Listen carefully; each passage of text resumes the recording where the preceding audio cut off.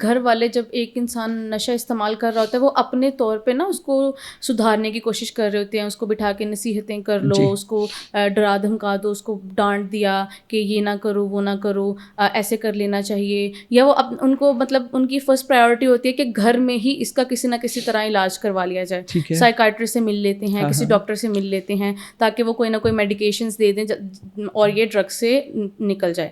لیکن کیا ہوتا ہے کہ پیشنٹس جو ہے نا وہ جو بھی بندہ نشہ استعمال کر رہا ہے وہ کیا ہے کہ وہ سائیکائٹرسٹ کے پاس جا کے میڈیسنس بھی لے رہے ہیں لیکن سائڈ بائی کیا ہے وہ ڈرگ یوز بھی کر رہے ہیں. تو آپ کو کیا لگتا ہے ایسی فیملیز جو کہ اس ڈر سے کہ ایک لیبل لگ جائے گا, لوگ کیا کہیں گے, اور کہ سب کو پتہ چل جائے گا کہ ڈرگ استعمال کر رہا ہے, تو وہ زیادہ تر جو ہے نا ریچ آؤٹ نہیں کرتے ہیں, تو وہ گھر پہ علاج کرنے کی کوشش کرتے ہیں نا, تو کیا گھر پہ اس کا علاج ممکن ہے ایڈکشن کا؟ دیکھیں بیسیکلی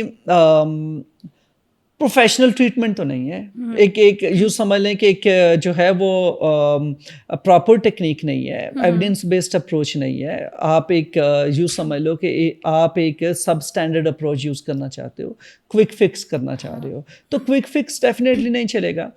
ڈرگ ایڈکشن کا سب سے بڑا مسئلہ یہی ہے کہ ڈرگ ریلیٹڈ کریونگز ہوتی ہیں, وڈرال ہوتے ہیں, باڈی ڈپینڈنٹ ہو چکی ہوتی ہے. اب گھر پہ جو سب سے بڑا مسئلہ جو پیش آتا ہے, ماں باپ بہن بھائی فیملی جو ہے وہ ایموشنلی اٹیچ ہوتی ہے. اب وہ اسے 100% جو ہے گھر پہ جو ہے وہ پوری طرح سے کنٹرولڈ انوائرمنٹ کریٹ کرنا مشکل ہوتا ہے. وہ کرائسس کریٹ کرے گا, آپ سٹینڈ لینا چھوڑ دیں گے. فار ایگزامپل بچے نے باہر نہیں جانا کیونکہ وہ آپ گھر پہ اس کو ڈیٹاکس کر رہے ہیں کیونکہ فیملی ایجوکیٹڈ ہے, انہوں نے ڈاکٹر سائیکیٹرسٹ انوالو کر لیے ہیں اور گھر پہ ہی, یا فار ایگزامپل کنسلٹیشن کروا کے سائیکیٹرسٹ سے لے آئے ہیں, سائیکیٹرسٹ نے کہا اب انہیں ڈرگ نہیں دینا اور آپ وہی کر رہے ہیں, اور آپ کے گھر میں 1 یا 2 ڈاکٹرز ہیں جو فزیکلی اس کو مینیج کر رہے ہیں. تو بیسیکلی آپ نے یہ ایک اپنی کنوینئنس دیکھ کے آپ نے ایک ٹریٹمنٹ پلان ڈیوائز کیا ہوا ہے جو کہ ایک پروفیشنل اور ایک ایویڈنس بیسڈ اپروچ نہیں ہے. اب ہوگا کیا کہ کنٹرول انوائرمنٹ کریٹ کرنا مشکل ہوگا. ہو سکتا ہے وہ کسی ایسے بندے سے جو ایموشنلی ویک ہے وہ وہاں پہ رونا دھونا یا کوئی شور شرابہ کرنا شروع کر دے گا, چیخے گا, چلائے گا, شور مچائے گا, 2-4 چیزیں توڑے گا, آپ آگے سے ہٹ جاؤ گے. جیسے ہی آپ آگے سے ہٹو گے وہ باہر جائے گا اور شام کو ڈرگ کر کے آ جائے گا. تو یہی وجہ ہوتی ہے کہ آپ 2 دن 3 دن 4 دن تک تو کر سکتے ہو, اس کے بعد اسے جاری رکھنا مشکل ہوتا ہے. اور جیسے ہی وہ باہر جائیں گے, اس کے پاس موبائل فون ہے, وہ باہر بھی نہ جائے, وہ گیٹ پہ کسی کو کہیں کہ پھینک کے چلے جاؤ یا کسی گملے کے نیچے رکھ دو یا پیزا کے تھرو بھجوا دو, تو آپ کو لگے گا کہ بچے نے فوڈ آرڈر کیا ہوا ہے اور آپ کی سپرویژن کے دوران وہ ڈرگ انٹیک کر سکتا ہے. سو یہ بڑا ہی ایک, اور ڈرگ انٹیک سٹارٹ ہو جائے تو پھر وہ لوگ جو ہیں وہ ریلیپس ہوتے ہیں. ایک دوسرا یہ ہے کہ ہم جب ڈرگ فری کر رہے ہوتے ہیں کسی کو, تو ہماری ایک اور خام خیالی یہ ہوتی ہے کہ ہم اسے سگریٹ اور نسوار سے فری نہیں کرتے.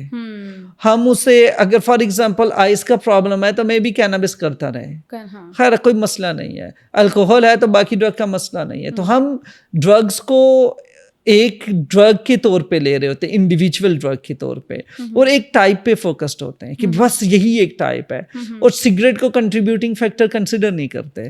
تو بیسیکلی ایبسٹیننس کا مطلب یہی ہے کہ آپ ٹوٹلی ایبسٹیننس میں ہوں, آپ مکمل طور پہ ڈرگ فری ہوں, کسی قسم کا کیمیکل انٹیک نہ ہو. تو آپ جو فلاسفی ڈیولپ کرتے ہیں کہ اس کو سگریٹس پیے جا رہا ہے بندہ, اس کو چرس نہیں دینی.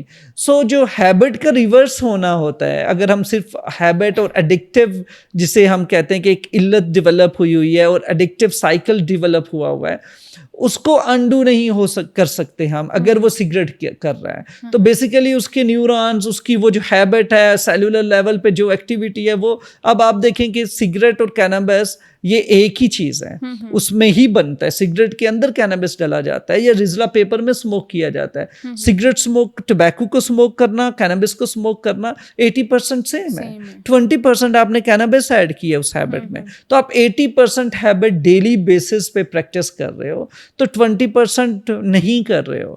تو جیسے ہی آپ اپنے اس کنٹرول انوائرمنٹ سے نکلیں گے تو ہوگا کیا کہ آپ کو مزہ نہیں آئے گا, آپ کو وہ پلیئر, وہ یوفوریا آپ جسے ریکال کریں گے تو آپ کو وہ ریکالز نہیں آئیں گی, آپ کو وہ والا پلیئر نہیں ملے گا, وہ بز نہیں ملے گا.